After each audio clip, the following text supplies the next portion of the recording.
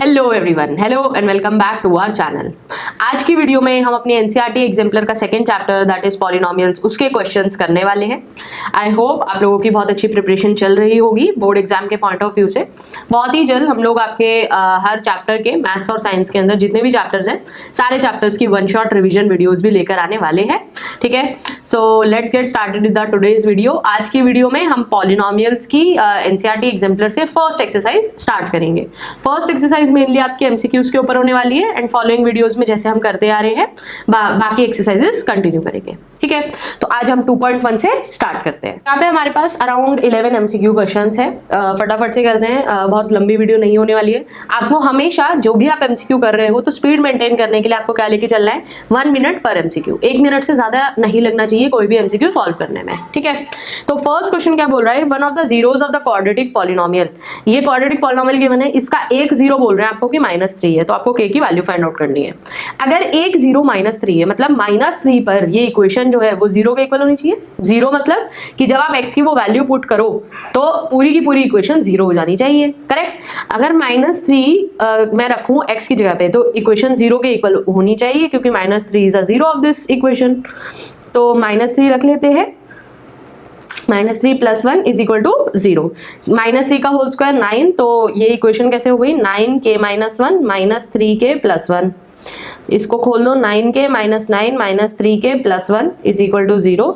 6k - 8 is equal to 0। k की value कितनी आई, 8/6 यानी कि 4/3। तो कौन सा ऑप्शन करेक्ट होगा, ऑप्शन नंबर ए।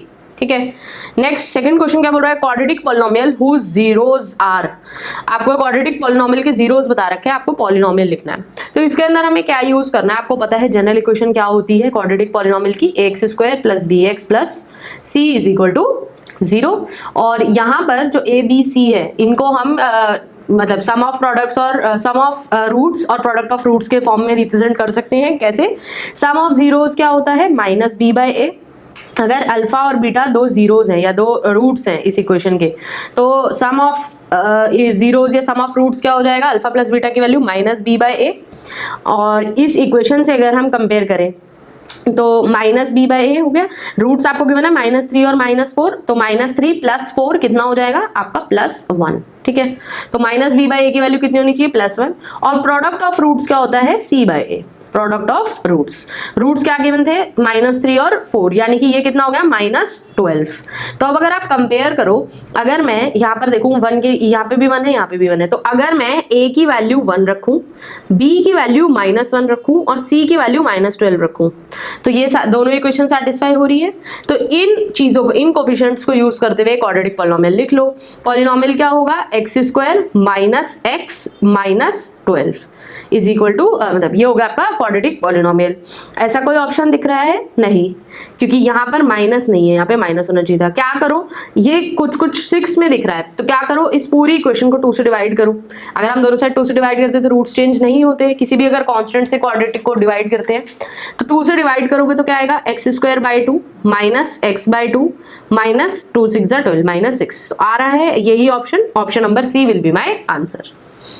थर्ड क्वेश्चन क्या बोल रहे हैं, the zeros of the quadratic polynomial. Quadratic polynomial given है आपको, उसके जीरोज बोले हैं कि 2 और -3 है, तो a और b की वैल्यू फाइंड आउट करनी है। अगेन सेम काम करना है। ठीक है, अब आप इसमें भी 2 तरीके से कर सकते हो ये काम। सम ऑफ रूट्स और प्रोडक्ट ऑफ रूट्स वाली चीज भी यूज कर सकते हो कि सम ऑफ रूट्स कितना हो जाएगा, -1 और इक्वेशन के अकॉर्डिंग क्या होता है, -b/a। करेक्ट, यहां से भी आप निकाल सकते हो, या फिर आप एक बार 2 रखो यहाँ पर x की जगह में, एक बार -3 रखो x की जगह में, और दोनों बार इक्वेशन को, क्वाड्रेटिक इक्वेशन को 0 से इक्वेट करो, तब भी आप वैल्यू निकाल सकते हो। ज्यादा कन्वीनियंट कौन सा वाला तरीका है, अगर आप सम ऑफ रूट्स और प्रोडक्ट ऑफ रूट्स वाली प्रॉपर्टी यूज करोगे। ठीक है, माइनस साइन से माइनस साइन घटा, a की वैल्यू कितनी आ गई, 1 - 1 यानी कि 0। और प्रोडक्ट ऑफ रूट्स कितना हो जाएगा, -6। प्रोडक्ट ऑफ रूट्स किसके इक्वल होता है, c/a के, तो c यहाँ पर क्या है, कांस्टेंट टर्म b/a। b की वैल्यू कितनी आई, -6। कौन सा ऑप्शन होगा, option number D will be my correct answer. ठीक है, क्वेश्चन 4 क्या बोल रहा है, number of polynomials having zeros as -2 and 5। Again अब आप एक बात क्या याद रखनी है, हमेशा कोई भी आपको अगर 2 रूट्स दे दिए तो आप उन रूट से कितनी भी नंबर ऑफ इक्वेशंस बना सकते हो, इनफाइनाइट इक्वेशंस बना सकते हो। क्यों, मान लो आपकी इक्वेशन, जैसे अगर आप -2 और 5 को रखकर अगर इक्वेशन बनाओगे, सम ऑफ रूट्स कितना हो जाएगा, 3। सम ऑफ रूट्स क्या होता है, -b/a। और प्रोडक्ट ऑफ रूट्स कितना हो जाएगा -10, ये किसके इक्वल होगा c/a।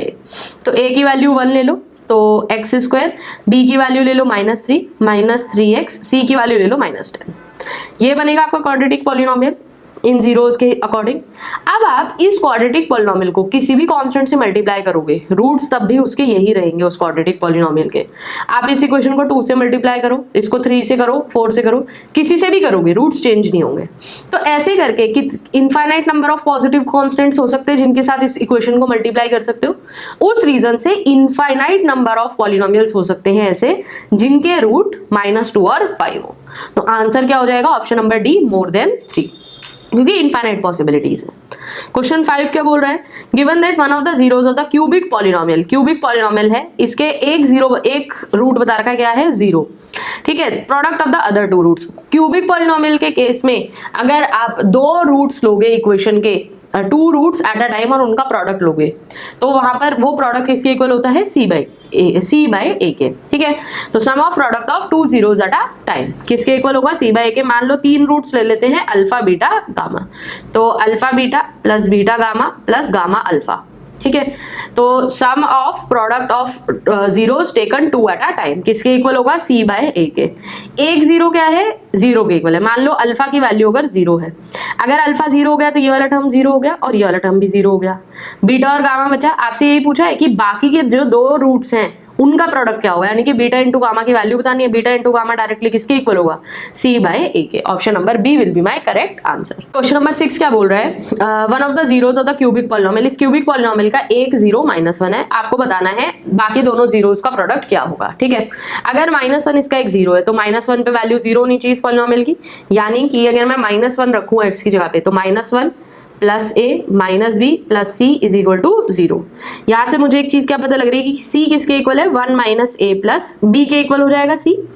करेक्ट। अब मुझे पता है product of roots of a cubic polynomial किसके इक्वल होगा? जो भी आपका कांस्टेंट टर्म है, constant term divided by the coefficient of x³, यानी कि -1 और होता है उसमें, तो -c/1 के इक्वल होगा प्रोडक्ट ऑफ रूट्स। और अल्फा की वैल्यू मुझे ऑलरेडी पता है -1, तो -1 इंटू बीटा इंटू गामा। -1 से -1 कैंसिल आउट हुआ। बीटा इंटू गामा की वैल्यू कितनी होनी चाहिए? c के बराबर, और c ऑलरेडी यहां से हमने निकाला है किसके इक्वल है? 1 माइनस a प्लस b के। तो product of the other 2 roots क्या होगा? 1 माइनस a प्लस b। कौन सा ऑप्शन करेक्ट दिख रहा है? 1 minus a plus b। Option number A will be my correct answer. Question 7 क्या बोल रहा है? Zeros of the quadratic polynomial, ये आपको एक क्वाड्रेटिक पॉलिनोमियल गिवन है, इसके जीरोस बताने हैं कि दोनों पॉजिटिव होंगे, दोनों नेगेटिव होंगे, कैसे होंगे।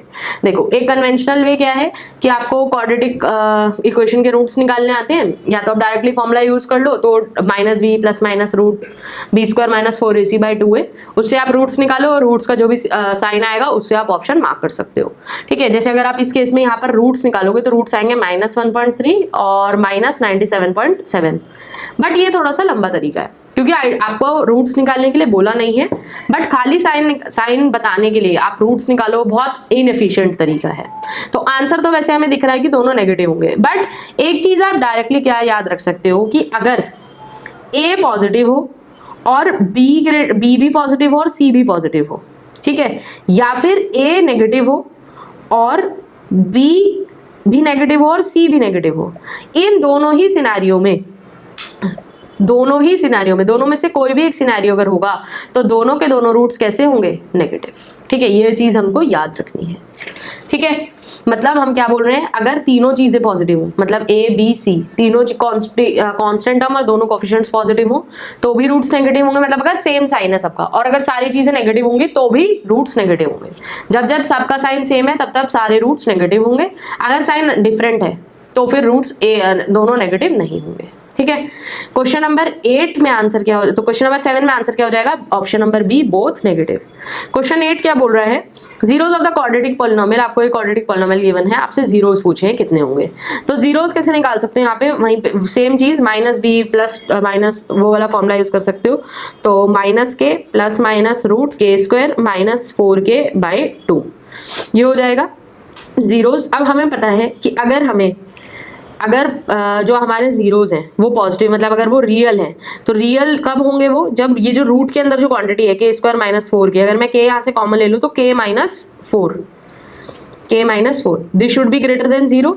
इसका मतलब k की वैल्यू ना तो 4 के इक्वल होनी चाहिए और ना ही k की वैल्यू 0 है, ये क्वेश्चन में गिवन है। तो अगर k की वैल्यू 4 के इक्वल ना हो तो उस सिनेरियो में हम बोल सकते हैं कि दोनों रूट्स 0 नहीं होंगे, करेक्ट। अगर k की वैल्यू 4 हो गई तो ये 0 हो जाएगा रूट, तो दोनों रूट्स इक्वल हो जाएंगे, करेक्ट। तो क्या हम ये बोल सकते हैं कि नॉट बी पॉजिटिव? नहीं। क्या हम ये बोल सकते हैं कि इस चीज के लिए भी वेट करते हैं, क्या हम ये बोल सकते हैं कि नॉट बोथ बी नेगेटिव? ये चीज हम नहीं बोल सकते, क्यों? क्योंकि एक नेगेटिव भी हो सकता है। अगर k की इस तरीके की वैल्यू ले जिसमें हमारा जो रूट है उसकी वैल्यू बड़ी आ जाए, अगर माइनस के से, ठीक है, तो ये नहीं होगा। ऑलवेज इक्वल नहीं हो सकते। ऑलवेज इक्वल क्यों नहीं होंगे? ऑलवेज इक्वल सिर्फ तभी होंगे जब k की वैल्यू 4 हो। अगर k की वैल्यू 3 ली तो रूट्स इक्वल नहीं आएंगे। ऑलवेज अनइक्वल क्यों नहीं होंगे? अगर k की वैल्यू 4 ले ली तो हमेशा इक्वल आएंगे। k की वैल्यू 4 के अलावा कुछ ली तो रूट्स हमेशा इक्वल आएंगे, ठीक है। अगर ये चीज कब वॉयलेट हो जाएगी इक्वल वाली? अगर k की वैल्यू 4 नहीं है। और अनइक्वल वाली चीज कब वॉयलेट होगी? अगर k की वैल्यू 4 है, ठीक है। तो ऑप्शन कौन सा बचा? Can not both be positive. ये चीज हम इतनी शॉर्ट तरीके से क्यों बोल सकते हैं? क्योंकि यहाँ पर आपका माइनस k है, यहाँ पर आपका root plus minus root k into k minus 4 है, ठीक है। तो अब आपको पता है कि अगर आपकी k की वैल्यू 0 से बड़ी है, मतलब 0 नहीं है और 4 भी नहीं है, k की वैल्यू आप नेगेटिव लो चाहे k की वैल्यू आप पॉजिटिव लो, दोनों ही सिनेरियो में ये पूरी जो क्वांटिटी है ये हमेशा हमेशा हमेशा ही नेगेटिव रहेगी एक बार में, ठीक है। मतलब अगर आप यहाँ पे एक बार पॉजिटिव रखना है, इसको एक बार नेगेटिव, तो पॉजिटिव रखोगे या तो या तब, या फिर एक बार जब नेगेटिव रखोगे तब, ये क्वांटिटी दोनों में से एक ना एक बार नेगेटिव जरूर आएगी। तो इसीलिए यहाँ पर आंसर क्या होगा? Can not both be positive. Question 9 क्या बोल रहा है? The zeros of the quadratic polynomial are equal. अगर जीरोस इक्वल है, इक्वल जीरोस कब होते हैं? ये चीज हमेशा डायरेक्टली हमको याद रखनी है। जीरोस इक्वल है यानी कि बी स्क्वायर माइनस 4ac कितना होगा? 0 के इक्वल। यानी कि बी स्क्वायर किसके इक्वल होगा? 4ac के इक्वल। यानी कि ac को अगर मैं लिखूं, ac किसके इक्वल हो जाएगा? बी स्क्वायर बाय 4 के इक्वल। b की वैल्यू चाहे पॉजिटिव हो चाहे नेगेटिव, बी स्क्वायर तो हमेशा पॉजिटिव ही होगा। और अगर a की वैल्यू मैं पॉजिटिव लूं, a की वैल्यू नेगेटिव लूं, c की वैल्यू पॉजिटिव नेगेटिव कुछ भी लूं, अगर मैं RHS से कंपेयर करूं तो b की कुछ भी वैल्यू हो पॉजिटिव चाहे नेगेटिव, बी स्क्वायर बाय 4 हमेशा पॉजिटिव ही आएगा। यानी कि हम ये बोल सकते हैं a into C will always be positive. a into C positive कब होगा? हमेशा या तो a भी नेगेटिव हो c भी नेगेटिव हो, या फिर a भी पॉजिटिव हो c भी पॉजिटिव हो। a और c का अपोजिट साइन नहीं हो सकता कभी भी अगर रूट्स इक्वल है। तो क्या बोल सकते हैं? a और c का अपोजिट तो हो ही नहीं सकता साइन, तो ये ऑप्शन तो होगा ही नहीं। a and c have the same sign. Option number C will be my correct answer. Question 10 क्या बोल रहा है? If one of the zeros of the quadratic polynomial of the form is negative of the other. मतलब आपको बोला है दो zeros होंगे, एक जीरो मान लो अल्फा है, एक बीटा, एक जीरो बीटा है। तो आपको बोल रहे हैं एक जीरो दूसरे का नेगेटिव है, मतलब beta is equal to minus alpha, ऐसा कुछ है। तो आपको इन चार में से कोई एक करेक्ट ऑप्शन चूज करना है। तो क्या करो? अगेन प्रोडक्ट ऑफ जीरोस देखो। प्रोडक्ट ऑफ जीरोस क्या हो जाता है? c बाय ए। तो यहाँ पे कांस्टेंट नंबर क्या है? b। तो अल्फा इंटू बीटा की वैल्यू क्या होगी? b बाय ए 1, मतलब 1 है यहाँ पे, b बाय ए तो b बाय 1। और आपको यहाँ से क्या दिखाई दे रहा है कि b एक अगर अल्फा और अल्फा माइनस बीटा है तो अल्फा की जगह अगर माइनस बीटा रखोगे तो ये हो जाएगा minus beta square is equal to B. Beta square quantity तो हमेशा पॉजिटिव होगी, तो b को हमेशा कैसा होना पड़ेगा? b should always be negative, ये इक्वेशन को सेटिस्फाई करने के लिए, करेक्ट। तो b अगर नेगेटिव होगा तो हमारा पॉलिनोमियल क्या बन गया? X square plus ax plus b है, और b की वैल्यू हम बोल रहे हैं कि हमेशा नेगेटिव होगी, करेक्ट। अगर हम इक्वेशन में मान लो एक पल के लिए a की वैल्यू को 0 रखें, अगर हम a को 0 रखते हैं तो इक्वेशन क्या बन जाएगी? X square plus B is equal to 0। यानी कि x किसके इक्वल आएगा? प्लस माइनस रूट b के इक्वल आएगा। इसका मतलब अगर एक जीरो नेगेटिव है दूसरे जीरो का, मतलब अल्फा अगर माइनस बीटा के इक्वल है, तो हम क्या बोल सकते हैं? इसका मतलब कोई भी लीनियर टर्म नहीं आना चाहिए। ये कंडीशन हम सिर्फ तभी तो सेटिस्फाई करा सकते हैं, करेक्ट।